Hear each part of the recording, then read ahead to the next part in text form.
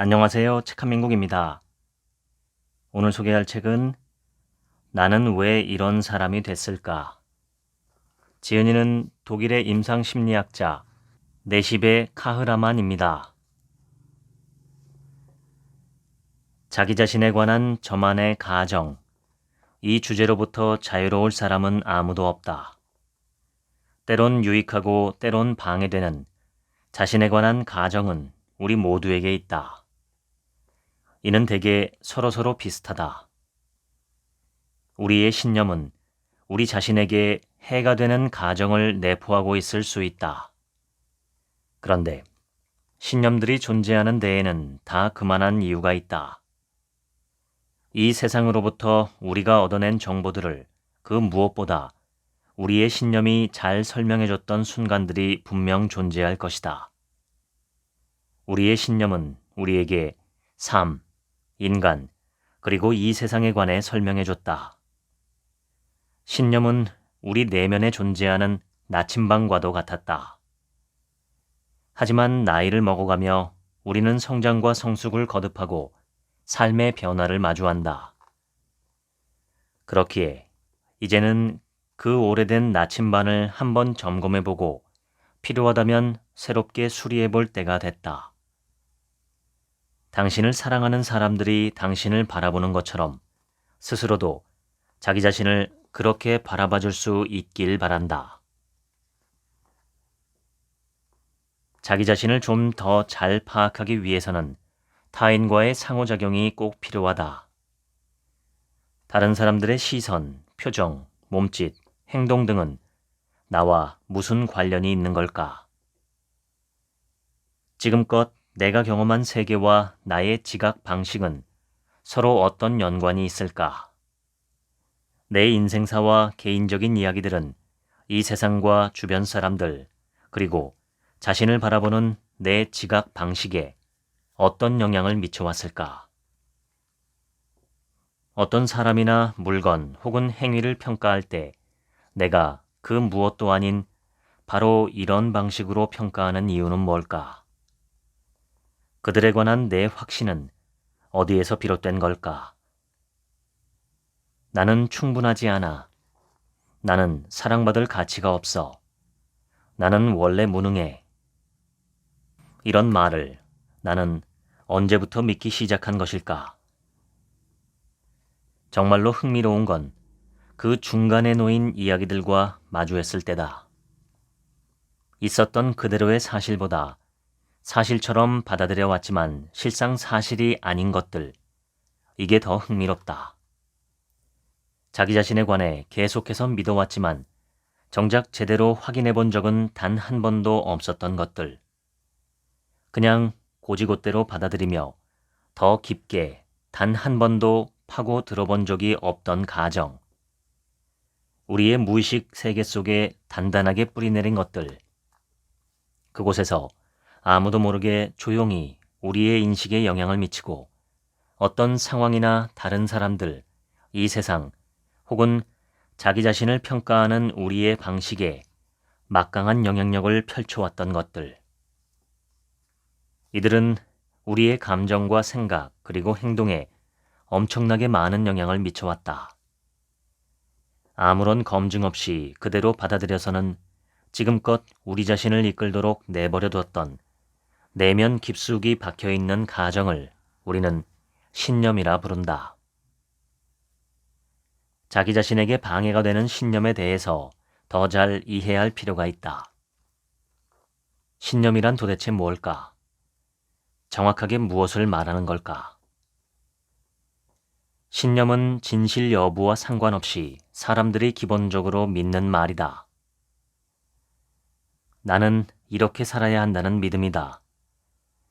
신념은 가정이거나 확신이거나 혹은 삶의 원칙이다. 우리가 사실로 증명해낼 수 있는 게 아니라 우리가 믿고 있으며 경험과 해석으로 입증해 보이고자 애쓰는 것이다. 신념은 자기 자신과 타인 그리고 이 세상에 관한 가정에서 비롯된다. 신념은 자신만의 해석과 평가로 이루어져 있다. 신념의 내용은 일반화된 경우가 많기에 절대적인 진실처럼 들린다. 예를 들면 늘 땡땡했었어. 땡땡한 건 누구나 다 알아. 원래 그래. 등등. 이 때문에 신념은 어느 정도 신빙성을 갖추게 되고 그렇기에 우리는 자신의 신념에 대해 거의 의문을 품지 않는다. 감정에는 저마다의 기능이 있다. 예를 들어 분노는 우리를 각성시킨다. 아주 실용적인 감정으로 분노는 우리를 보호하는 데 필요하다. 분노는 우리가 자신을 스스로 방어할 수 있게 또는 자신만의 경계를 지켜나갈 수 있게 도와준다. 신념은 분명 우리에게 방해만 되는 건 아니다. 비록 말도 안 되는 어처구니 없는 상황에서 만들어진 신념이지만 이들은 아주 멋진 구동 장치로서 우리를 밀고 당기며 성공 대로로 이끌어 주기도 한다. 강한 사람에게는 아무런 선택의 여지가 없었던 이야기가 늘 존재한다. 이러한 신념이 우리가 넘어서야 할 도전 과제가 될 때도 있다. 나는 강해야만 돼. 나는 약한 모습을 보여서는 안 돼. 등의 신념은 직장 생활에서는 아주 유익할 수 있겠지만 사적인 개인 생활에서는 되레 걸림돌이 될 수 있다. 나는 사랑받을 자격이 없어 라는 신념을 내면화하고 있는 사람들은 정서적 친밀함이나 관계 형성을 위한 진심 어린 노력을 죄다 잠재적인 위협으로 간주한다. 자칫하면 본인이 가지고 있던 신념과 연결된 그 비참한 감정이 다시금 올라올 수도 있기 때문이다. 나는 환자들과 함께 그들의 이야기 속에서 그들의 삶을 방해하던 신념을 찾아내려고 노력했다. 또한 그 신념을 환자들과 함께 곱씹어보고 분석해보고자 노력했다. 사람들은 자신의 신념이 자신을 방해하거나 제대로 기능하지 못할 때가 되어서야 비로소 이들에 관해 곰곰이 생각해본다. 두려움이 많은 사람은 이런 가정을 마음속에 품고 있을 수 있다. 1. 나는 할 수 없어. 도움이 필요해. 2. 사람은 믿을 수 없어. 3. 세상은 위험한 곳이야. 이러한 가정을 품고 세상 속으로 나아간다면 이 가정과 맞아떨어지는 경험, 더 나아가 결국엔 이 가정을 확증해줄 경험을 계속해 나갈 가능성이 아주 높다. 신념은 이런 식으로 우리 내면에 깊게 자리매김하게 된다. 그리고 그 결과 서로를 검증해주는 또 다른 신념이 만들어진다. 바로 신념 체계다.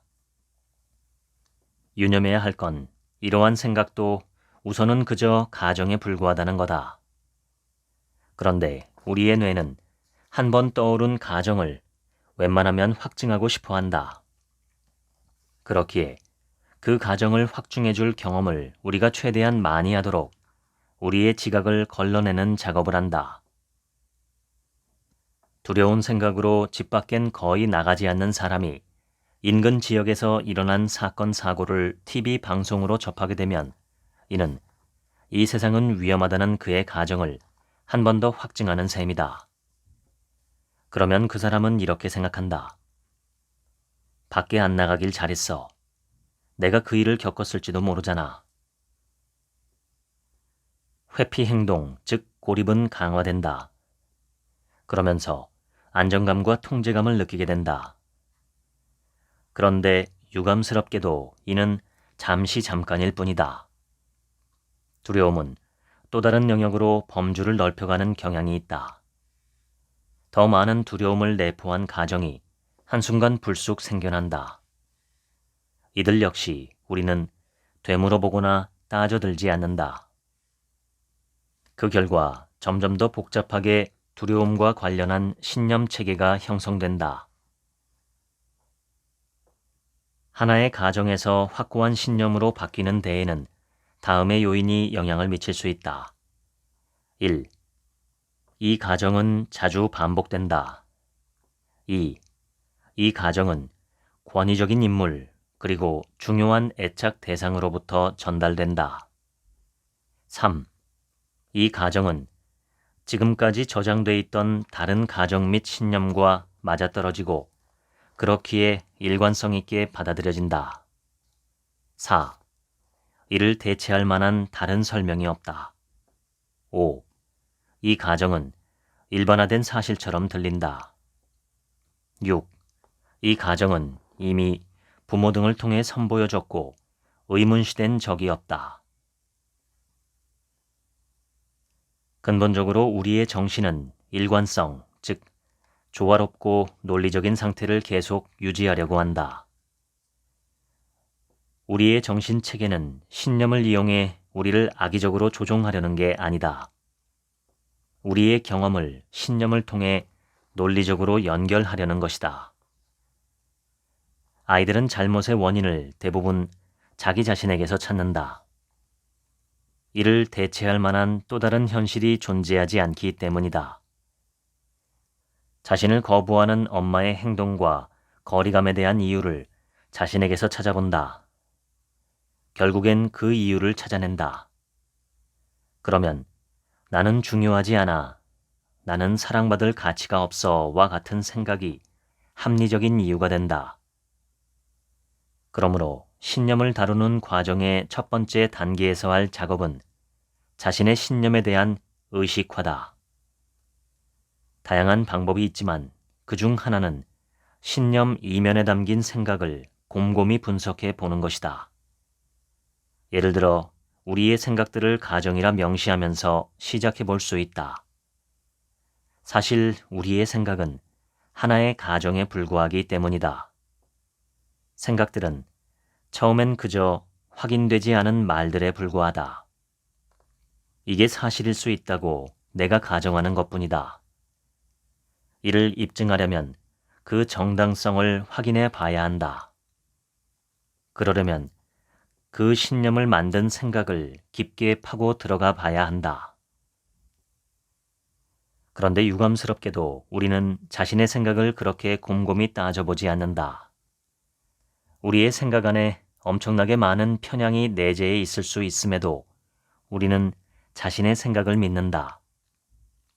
우리에게 전해졌던 신념, 그리고 지금껏 살아오는 동안 무의식적으로 받아들였던 신념이 사실이라고 우리는 무의식적으로 확신하고 있다. 이 신념들은 우리의 개인적이고 주관적인 진실을 반영하고 있다. 그런데 우리가 신념을 의도적으로 선택한 경우는 거의 없다. 신념은 우리에게 제시된다. 권위적인 인물이나 주요 애착 대상들이 우리에게 이 가정을 언급했고 그 후에도 이 가정은 충분히 자주 반복해서 제시됐다. 그러면서 그 신념들은 타당성을 얻게 되고 우리의 진실로 거듭나게 됐다. 이들은 당연히 우리 자신과 우리의 생각과 행동, 특히 감정을 쥐락펴락한다. 의식적이건 무의식적이건 내가 충분하지 않은 존재라고 아주 확신하고 있다면 스스로 느끼는 기분 역시 이와 맞아떨어진다. 우선 이것 하나만은 분명하게 알고 가자. 우리 자신, 다른 사람들, 그리고 이 세상에 관한 개인적인 가정은 언제든지 내던져 버릴 수도, 달리 바꿔볼 수도 있다. 선택권은 언제나 우리 자신에게 있다. 우리 이야기 속의 저자는 우리 자신이다. 신념이 형성된 이유를 이해하게 되면 이 사람이 그 순간에 그렇게 행동할 수밖에 없었던 이유를, 어떤 때는 그것이 생존을 위한 행동 방식이었음을 이해하게 된다. 우리가 저만의 신념을 이해할 수 있고 이로 인해 유발된 행동을 충분히 납득할 수 있으며 자기 자신을 성찰까지 할 수 있게 되면 자신에 관한 심층적인 지각, 자기 인정, 더 나아가 자기애를 위한 훌륭한 조건을 갖추게 된다. 우리는 학습된 행동의 산물에 불과한 걸까? 내 생각에 우리는 훨씬 더 그 이상이다. 하지만 어느 정도는 학습된 행동을 기반으로 한다. 이에는 엄청난 장점이 있다. 우리는 새롭게 배울 수도, 재학습할 수도, 혹은 예전에 습득한 걸 내던져 버릴 수도 있다. 내적 비평가의 말은 결국 우리의 생각이다. 그러나 아직 점검해보지 않은 가정에 불과하다. 신념은 우리의 경험, 타인과의 상호작용, 사회화, 양육 및 교육 등을 통해 자라난다. 우리의 신념 형성에는 일단은 우리가 어찌할 도리가 없는 외적 요소들이 관련된다. 신념을 안정적으로 유지하기 위해 우리는 대개 서로서로 잘 맞아떨어지는 신념을 여러 디자인해서는 이른바 신념 체계를 만들어낸다. 신념 체계는 우리가 변화무쌍한 삶을 잘 헤쳐나가도록 도와준다. 우리가 지각하는 것들과 우리가 직면하는 상황이 이 신념 체계를 통해 모두 정리정돈된다. 우리가 경험한 것들과 우리가 받은 인상들을 주요 카테고리 속에 옮겨 담음으로써 이들을 더 잘 저장할 수 있고 필요할 때마다 더 빨리 찾아낼 수도 있다. 우리의 뇌는 이런 규칙을 좋아한다. 이때 핵심 역할을 하는 게 개성이다. 세상에는 A와 비슷한 경험을 하고 A와 아주 유사한 사회적 조건을 갖춘 사람들이 많다. 그런데 이 사람들 모두가 A와 똑같은 신념을 만들어내지는 않는다.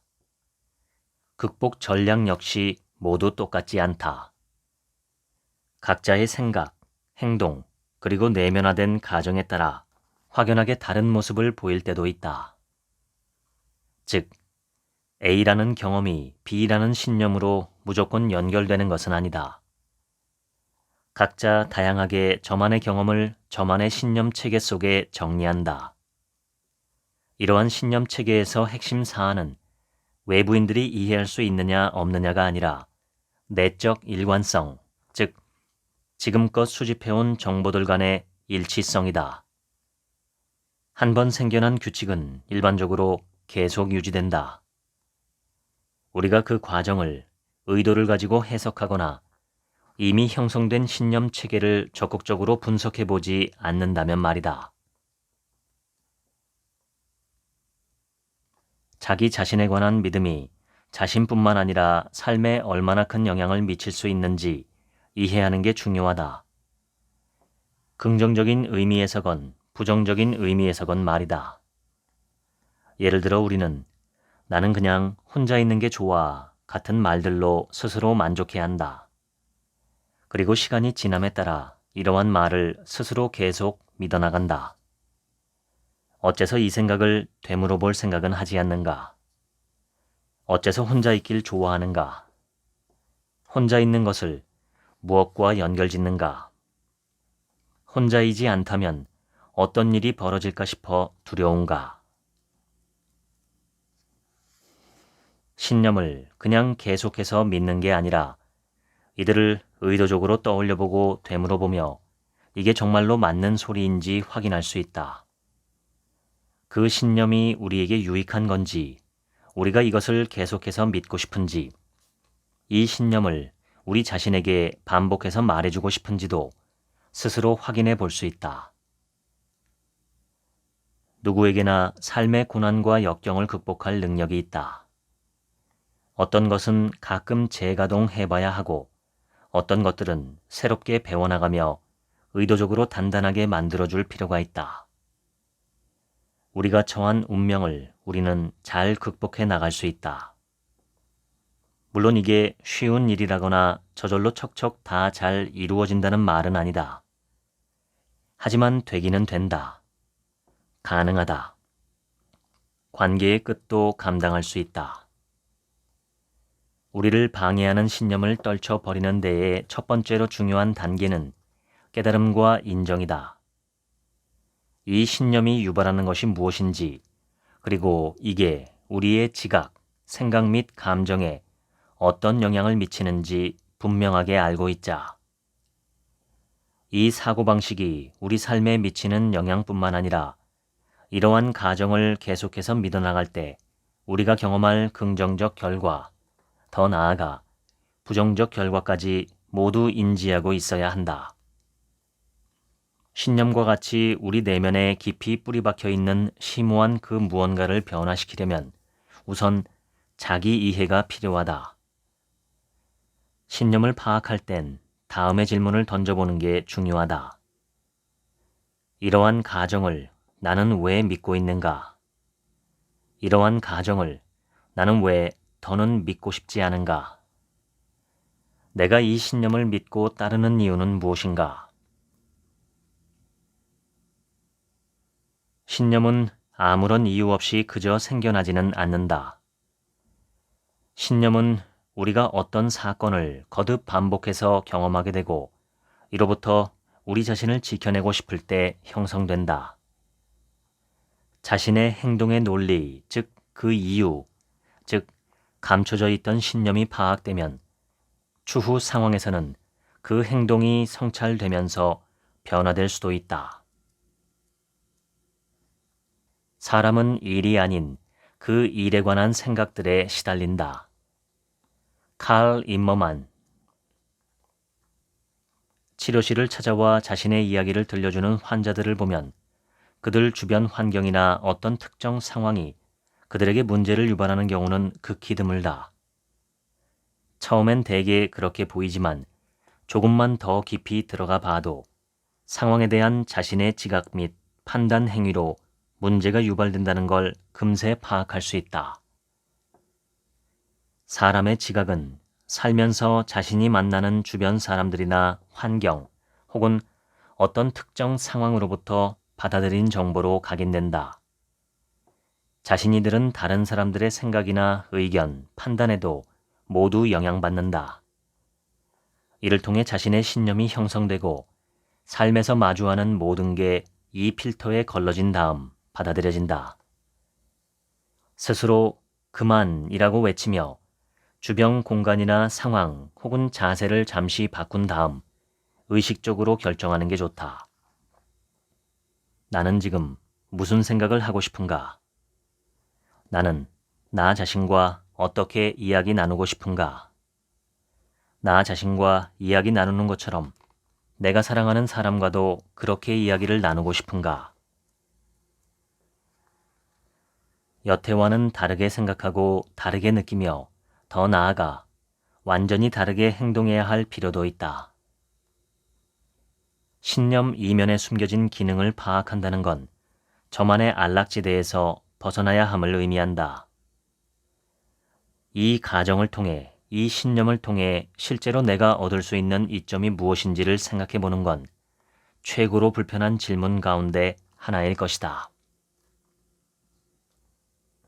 자신의 신념을 견고하게 존속시키는 요인을 파악하는데 다음의 질문이 도움이 될 것이다. 1. 이 신념은 내게 어떤 감정을 유발하는가? 2. 내가 이 가정을 더는 믿지 않는다면 이는 내게 어떤 의미일까? 3. 내가 이 신념을 확 돌려버리면, 즉 정반대를 주장하면 나는 어떤 기분일까? 어떤 생각을 하게 될까? 4. 이 신념이 없는 삶은 어떤 모습일까? 달라지는 건 뭘까? 이러한 상상은 어떤 느낌인가?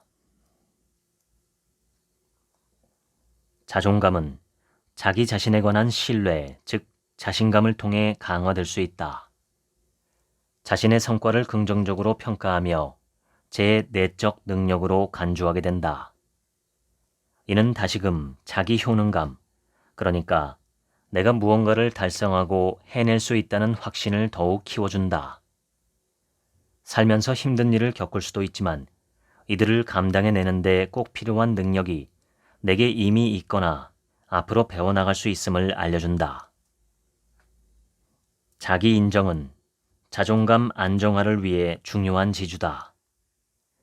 지금 있는 그대로의 자기 모습을 인정하는 것. 그렇다고 더는 달라져선 안 된다거나 변화에 대한 바람을 더는 가지지 말아야 함을 뜻하는 건 아니다. 현 상태를 인정하고 원한다면 여기서부터 작업해 나가야 함을 의미한다. 자기 인정은 자기 자신을 소중하게 생각하고 자기 자신을 행복하게 바라보며 자기 자신에게 만족하는 것이다. 또한 자신의 약점을 알아차리고 인정하는 것이다. 가치 저하나 자기 과시 같은 건 하나 없이 자기 자신에 관한 현실적인 이미지를 갖추는 것이다. 나는 누구인가? 나를 만들어내는 건 무엇인가? 스스로 마음에 들어하는 점은 무엇인가? 내 약점은 무엇인가? 자존감을 안정적으로 유지하는 또 다른 요인들은 대인 관계 차원으로 사회적 능력과 사회적 네트워크다. 사회적 능력은 다른 사람들과 교류하는 능력을 말한다. 나는 다른 사람들을 어떻게 대하는가? 나는 어려운 상황을 견뎌낼 수 있다고 생각하는가? 다른 사람들과의 교류를 대체로 긍정적으로 받아들이는가? 삶의 질을 높여준다고 여기는가? 다른 사람들에게 유연하게 반응할 수 있는가? 자기 자신을 사회적으로 유능한 사람이라고 생각하면 자존감 안정화에 굉장한 도움이 될 수 있다. 그 반대 경우도 마찬가지다. 많은 이가 사회적 상황 속에서 굉장히 불안해하고 그렇기에 본인 스스로 자신감이 부족하다고 생각한다. 그러면 더 불안해질 뿐이다. 긍정적인 사회적 관계에서 나는 다른 사람들과 얼마나 연결되어 있다고 생각하는가? 다른 사람에게 나는 중요한 존재라고 생각하는가? 다른 사람들은 내게 중요한가? 만족스러운 인간관계를 형성하고 있는가? 안정적인 가족관계를 유지하고 있는가? 다른 사람들에게 나를 내맡길 수 있는가? 그 사람들도 나에게 그럴 수 있는가? 확실치 않은 상황에서 나를 붙잡아주고 지지해줄 사회적 네트워크에 연결되어 있는가? 자존감 향상은 언제나 자기 책임을 의미한다. 이는 자유와 독립을 뜻하기도 한다. 이 능력은 다른 사람들과는 아무런 관련이 없다. 자기 책임은 언제나 자유로운 선택을 의미하는 것이기도 하다. 누구나 다 자신이 원하는 걸 믿고 생각하며 그렇게 살아갈 수 있다. 그저 모두가 자신이 믿고 정진하며 생각하는 것들을 스스로 의식적으로 결정해 나갈 수 있길 바랄 뿐이다. 그게 바로 자유이기 때문이다. 우리의 내적 진실을 추구하며 살아가면 이는 늘 응집력을 만들어낸다. 다시 말해 일치감을 제공해준다. 그러면 우리는 이 세상과 주변 사람들 그리고 우리 자신에 관한 모든 정보가 서로서로 딱딱 맞아떨어지고 연결된다는 걸 느낄 수 있다. 확실함을 갖게 되고 모든 게 논리적이고 합리적이다. 이러한 확실함은 평온함과 내적 만족감을 안겨준다. 이에 반해 불안감, 불확실함, 의구심, 무력함 등은 우리가 거짓에 이끌려가고 있다는 신호가 될 수 있다. 신체 폭력만 피해를 주는 게 아니다. 정신적인 폭력도 마찬가지인데 정신적 폭력의 피해는 대개 비가시적이다. 신체 폭력보다 훨씬 더 교묘하게 이루어진다. 그렇기에 알아차리기도 잡아내기도 쉽지 않다. 정신적 학대는 다양한 형태로 이루어지는데 대표적인 유형은 다음과 같다. 가치 폄하, 모욕, 양심의 가책이나 죄의식 유발, 의도적으로 고립시키기, 말 섞지 않기, 사랑 및 관심에서 배제, 위협, 피해자 놀리기, 조롱 섞인 말이나 상처가 되는 말. 정신적 학대 피해자들은 가해자들의 조종 행위 속에 깊이 얽혀 있다. 여기서 벗어나려면 자신이 학대당하고 있다는 사실과 더불어 이 학대 행위가 정확히 어떻게 이루어지고 있는지를 깨닫는 게 가장 중요하다. 이를 깨닫고 그 관계에서 벗어나 분리되기까지 수년이 걸릴 수도 있다. 이때 외부의 도움이 아주 중요하다. 친구, 가족, 지인과 같은 사회적 관계나 주치의, 심리치료사 등 전문가의 도움이 꼭 필요하다. 이때 중요한 건 자기 생각, 특히 상대방이 내뱉은 아픈 말들을 비판적으로 분석해 보는 것이다. 예를 들어 H는 이렇게 했다. 전 남편, 당신은 쓸모없어. H, 정말로 그래? 그것을 뒷받침할 근거는 뭐지? 반박할 근거는? 그가 이걸 판단할 수 있어? 그가 내 가치를 결정해도 돼? 내 가치를 누가 정의하는데? 왜? 전 남편, 나 없이는 당신은 아무것도 아니야. H, 정말로 그래? 당신 없는 나는 누구였는데? 당신이 없는 나는 누구일 수 있는데? 서로 떨어져 버리면 아무것도 아닌 존재가 될 만큼 사람들은 그렇게 서로서로 엄청 의존적인가? 나 없는 당신은 누군데? 내가 누구라고, 어떤 존재라고 정의할 수 있는 사람이 누군데? 신념에 관한 분석에서 가장 중요한 건 자신만의 생각과 내면화된 가정을 비판적으로 점검해 보는 일이다. 이때 자기 스스로 중재자의 역할이 되어 각각의 주장을 정확하게 따져볼 수 있다. 이 생각이 진실임을 뒷받침해 주는 것과 반박하는 것은 각각 무엇인가? 누구에게나 항상 그런가? 이 생각은 어느 상황에서건 누구에게건 일반적으로 다 적용되는 것인가? 이 생각은 내게 도움이 되는가? 이 생각은 중요한가? 이 생각은 보통 내게 어떤 감정을 유발하는가? 예전에 이 생각은 나를 위해 어떤 목표를 달성해 주었는가? 지금도 여전히 그 목표를 달성해 주는가? 이 생각은 내게 유용한가? 이 가정, 이 생각, 이 신념이 없다면 나는 누구인가? 나는 어떻게 할 것인가? 나는 어떤 기분이 들까? 무엇이 달라질까? 그땐 또 어떤 기분일까? 자기 자신과 매일매일 대화를 나눠야 한다.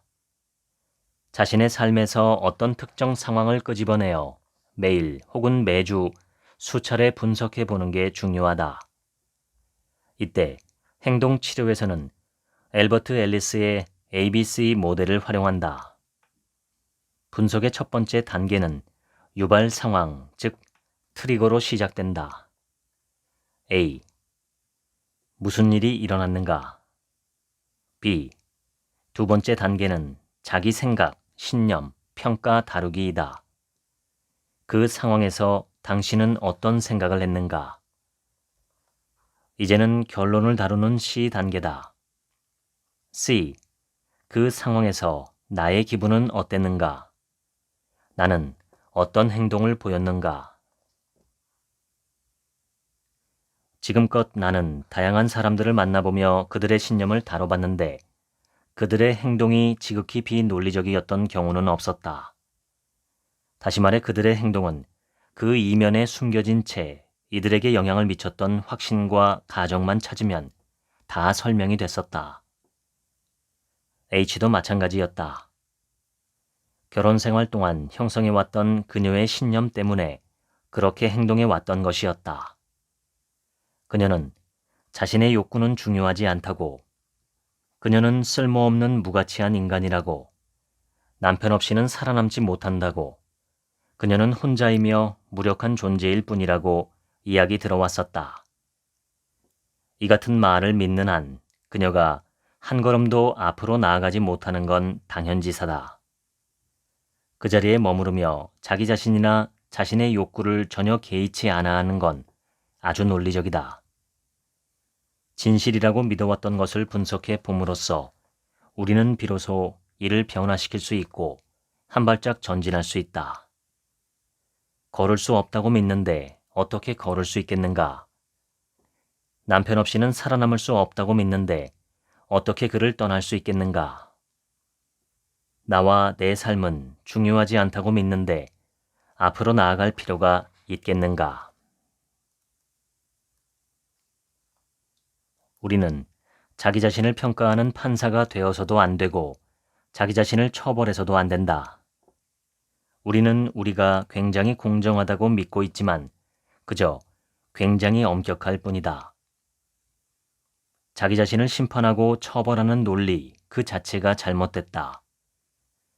우리는 사람이다. 우리는 좋은 혹은 조금 덜 좋은 결정을 내릴 뿐이다. 어떤 결정이 좋고 옳았었는지는 어느 정도 시간이 지나서야 알 수 있다. 아예 안 밝혀질 수도 있다. 어느 정도는 우리 통제권 아니지만 어느 정도는 우리 손아귀 밖이다. 우리 통제권 안에 있는 것들은 적극적으로 활용해 볼 수 있다. 우리의 지각 필터에 스스로 영향을 미치면 된다. 즉, 우리의 신념을 바꿔주면 된다. 나는 나 자신에 관해 무엇을 생각하고 싶은가? 나는 나 자신에 관해 무엇을 믿고 싶은가? 이때 나는 어떤 기분을 느끼고 싶은가? C는 지금껏 내가 외래병동에서 상담했던 환자들 가운데 가장 나이가 많았다. 그녀는 85이었고 20년 전에 이혼했다. 아들이 한 명 있었다. 그녀는 다양한 삶의 경험이 있는 현명한 여성이었다. 그녀는 쉽게 흥분하는 타입이었고 재미난 일화들로 자신의 지혜로움을 드러냈다. 그래도 그녀가 제일 즐겨했던 건 자기 자신에 관한 이야기였다. 예전엔 어땠었는지, 어떻게 자랐는지, 그리고 안타깝게도 한날 종지부를 찍긴 했지만 꽤 행복했던 결혼 생활에 관해서도 이야기했다. 그녀는 전 남편에게 다른 여자가 생겨 헤어지게 됐지만 그가 굉장히 솔직하고 예의 바르게 그리고 최대한 친절하게 떠났다고 말했다. C에게는 건강 염려증이 있었다. 일주일에 최소 2번은 점검을 위해 병원을 찾았다. 어느 순간 그녀의 주치의는 그녀에게 심리 치료를 권했다. 당신의 두려움이 뭐죠? 그러니까 당신께 일어날 수 있는 최악의 상황이 뭘까요? 내가 그녀에게 물어보았다. 병원, 좀 더 나쁜 경우엔 노인시설로 보내지겠죠. 다른 사람들의 보호를 받아야만 하겠죠. 그녀가 대답했다. 우리는 계속해서 C의 두려움을 다루며 어떤 일이 벌어질 수 있을지를 함께 상상해 보았다. C는 이런저런 생각들을 떠올렸지만 한 지점만큼은 다가가지 못하게 막아섰다. 그곳에서는 더는 협조하지 않았다. 바로 그곳에 그녀의 본질적인 두려움이 숨겨져 있었다. 이는 아주 오래된 녹슨 괴짝 속에 담겨 있었고 그 괴짝은 쇠사슬과 자물쇠로 꽁꽁 잠겨진 채 깊은 바닷속에 놓여 있었다. 그녀가 허락하지 않는 한 나는 더 깊이 잠수해 나갈 수 없다. 그리고 그녀는 이를 허락하지 않았다. 두려웠기 때문이다. 이것은 심리치료에서는 중요한 포인트다. 심리치료사들은 자신에게 허락된 만큼만 딱 그만큼만 환자들과 동행해 줄 수 있다. 바로 코앞에서 문이 닫혀버릴 때도 많다. 나는 C의 괴짝을 저 먼 깊은 바닷속에 내버려 두었다. 그녀의 두려움 관련 증상을 그녀와 함께 계속해서 다루어 나갔고 그녀는 정말로 좋은 진전을 보였다. 매주 그녀의 상태는 조금씩 더 좋아졌다. 그러던 중 심상치 않은 일이 벌어졌다. 약속된 상담 날짜에 그녀가 나타나지 않았다. 얼마 지나지 않아 누군가 치료실 벨을 눌렀다. 중년의 여성이 문 앞에 서 있었다. 그녀는 안으로 들어와서 C가 그냥 보통 감기에 걸린 게 아니라 코로나19에 확진되었다고 이야기해 주었다. 지금 병원에 입원해 있는데 상태가 아주 안 좋다고 했다. 그녀는 내게 병동 전화번호를 건네주었고 나는 그날 바로 C에게 전화를 걸었다. 그녀가 제일로 두려워했던 일이 정말로 일어난 것이다. 병원에 누워 다른 사람들의 보살핌을 받아야만 하는 일이. 처음으로 그녀가 자신의 근심과 두려움, 걱정거리에 관해 솔직하게 이야기하기 시작했다.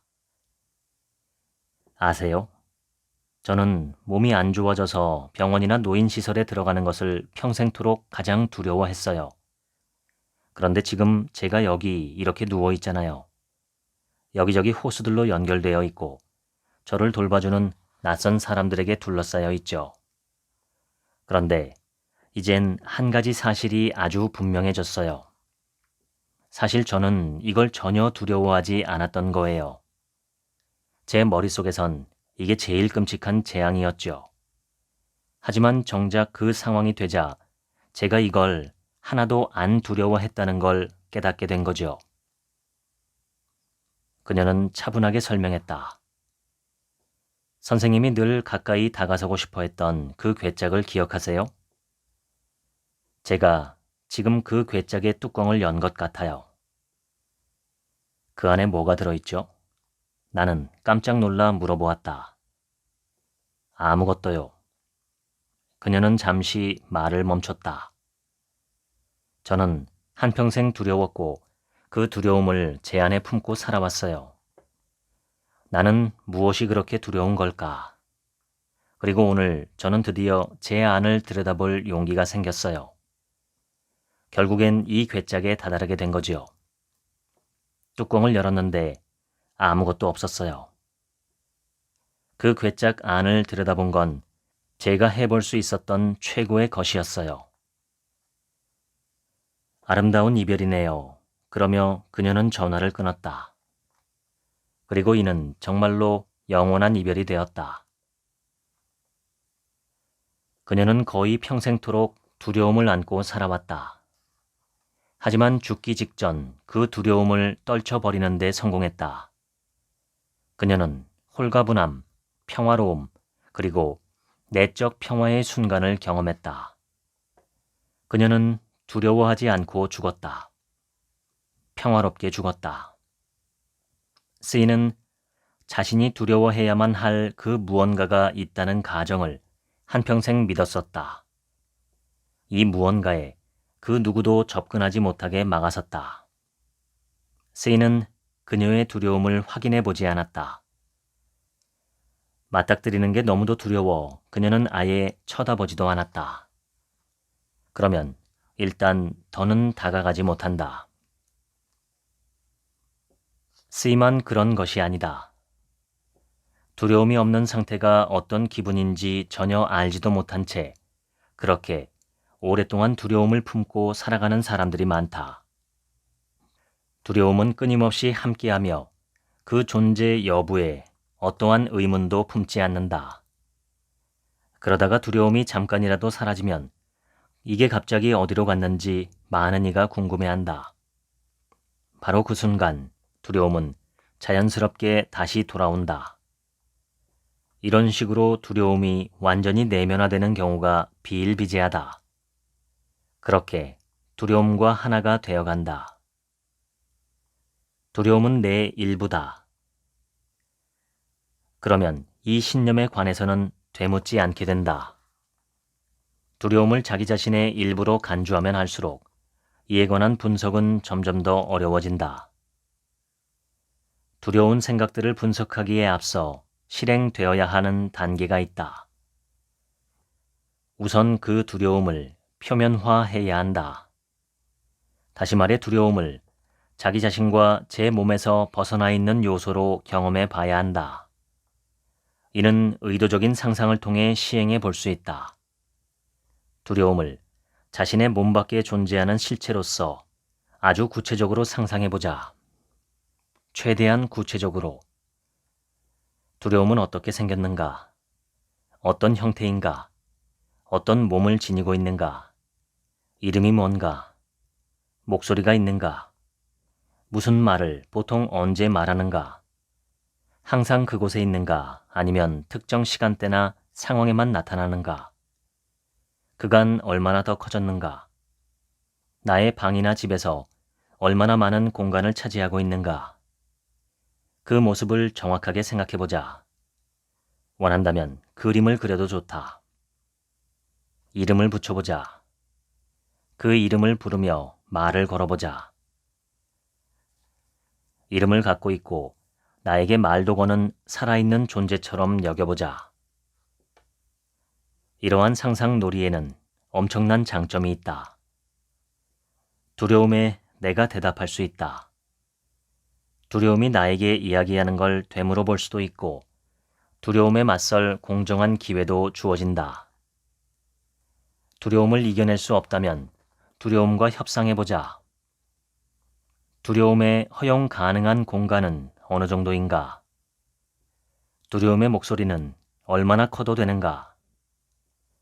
두려움과 협의를 봐도 좋다.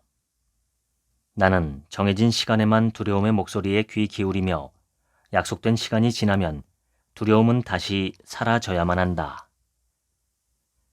그리고 무엇보다 중요하지만 아주 불편한 질문은 바로 이거다. 나는 두려움으로부터 뭘 바라는가? 두려움에도 저만의 기능이 있다. 우리는 이렇게 자주 질문한다. 이 신념은 어디에서 비롯된 거지? 그런데 이렇게도 한번 질문해 봐야 한다. 이 신념은 왜 계속 남아있는 거지? 제대로 설명할 수 없는 일들이 주변에서 발생하면 사람은 대개 그 이유를 먼저 자기 자신에게서 찾는다. 왜 자꾸 이런 일이 벌어지지? 어째서 나한테는 매번 이런 일이 일어나는 거지? 나는 정말로 많은 장례식을 치러야만 했어. 내가 무슨 잘못을 저질렀던 걸까? 무슨 이유로 나는 지금 벌을 받는 걸까? 삶을 통제할 수 있다는 건 환상이다. 어떤 모습의 삶이 앞으로 우리를 기다리고 있을지 미리 알 수는 없다. 설령 계획을 세워놨고 착착 준비해 나간다 할지라도 5년 뒤 나의 삶이 어떤 모습일지는 알 수 없다. 내가 얼마나 오래 살지, 내가 살아있는 동안 누가 얼마나 오랫동안 나와 함께 할지는 알 수 없는 노릇이다. 우리에게는 삶에 대한 통제력이 그렇게 많지 않다. 이를 깨닫게 되면 두려움이 올라올 때가 많다. 이 두려움과 불안함을 없애고자 혹은 적어도 감소해보고자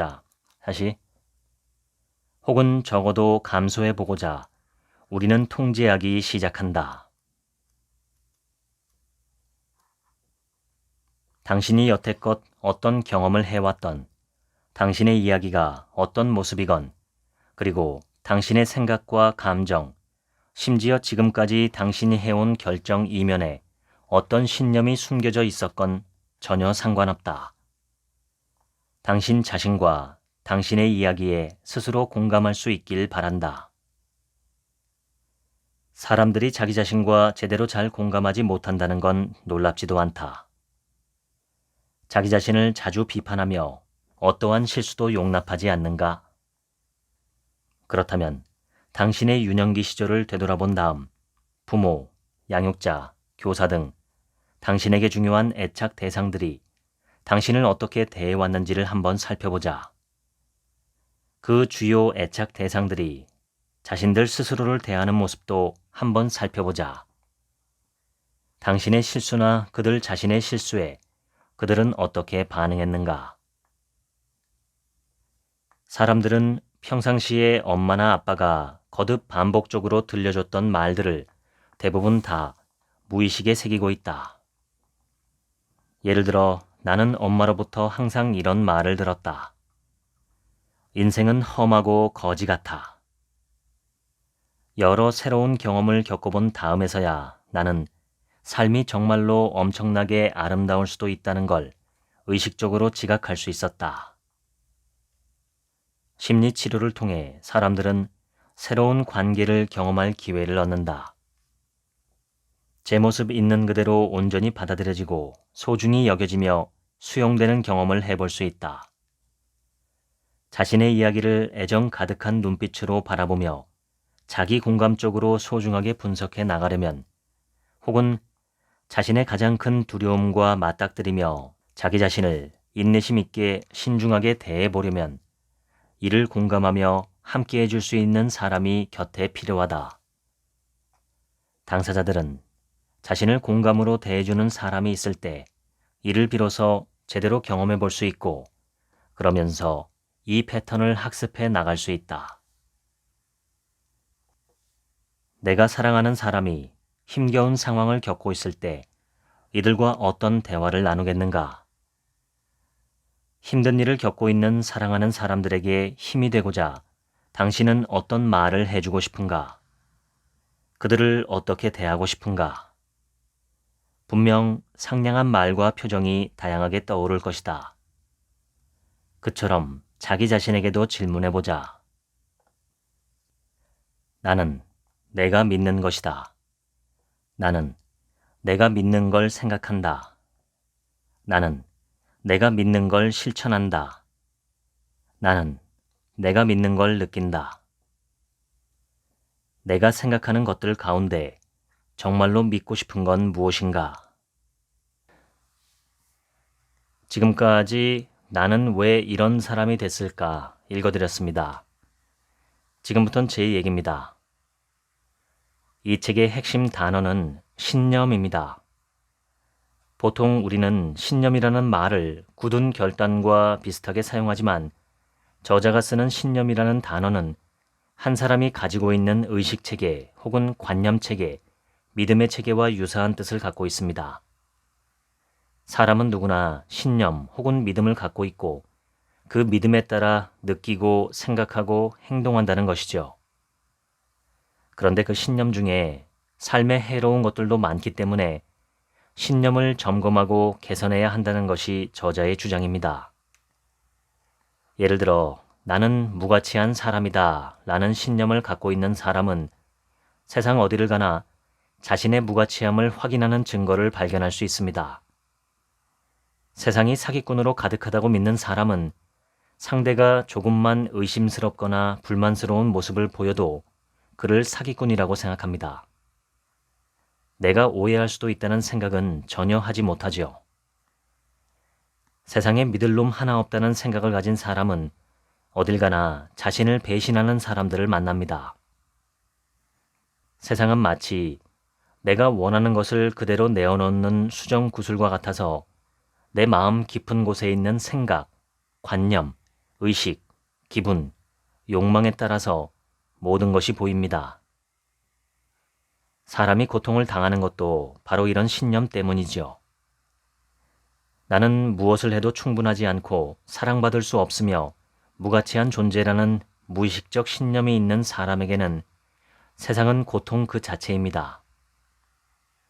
우리의 신념은 우리가 사물을 바라보는 시점, 관점을 결정합니다.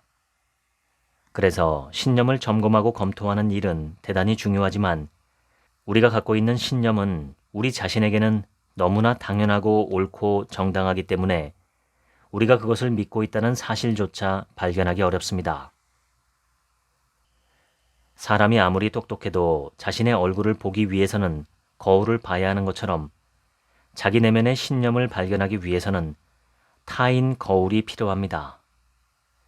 자신과 다른 신념을 가진 사람이 있어야만 비로소 그 신념을 제대로 볼 수 있는 것이지요. 인간이 신념을 갖고 있는 까닭은 아마도 우리가 불완전한 존재이기 때문이 아닐까 싶습니다. 우리가 애당초 완전한 존재였다면, 전지전능하고 무소불위한 존재였다면 무엇을 믿을 필요도 없이 그냥 알 것입니다. 하지만 우리는 매우 불완전한 존재이기 때문에 우리가 알지 못하는 많은 것들에 대해서 추측하고 믿습니다. 그것은 불확실하고 불완전한 사실이지만 한 사람에게는 개인적인 진실이 되어버리는 것이죠. 그러한 나의 진실을 누군가가 인정하지 않으면 사람은 분노합니다. 그리고 더 적극적으로 자신만의 진실을 지키려고 하지요.